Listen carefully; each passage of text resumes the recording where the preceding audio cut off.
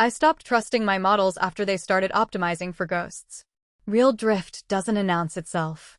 It just quietly corrupts everything downstream. After I finally locked in my feedback loop framework, I hit a wall. My models were learning perfectly, but from the wrong reality. I realized the bottleneck wasn't the algorithm, it was my input stream. I had to stop guessing and start building a pipeline that catches drift before it touches the model. I used to monitor feature distributions weekly. That gave me a 42% blind spot between checks.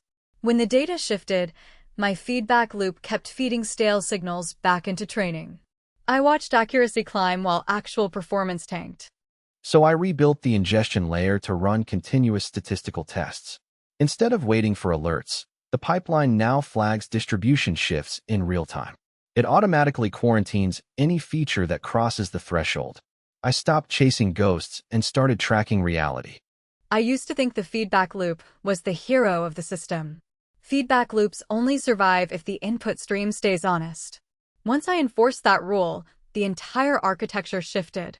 The loop stopped amplifying noise and started reinforcing actual signal.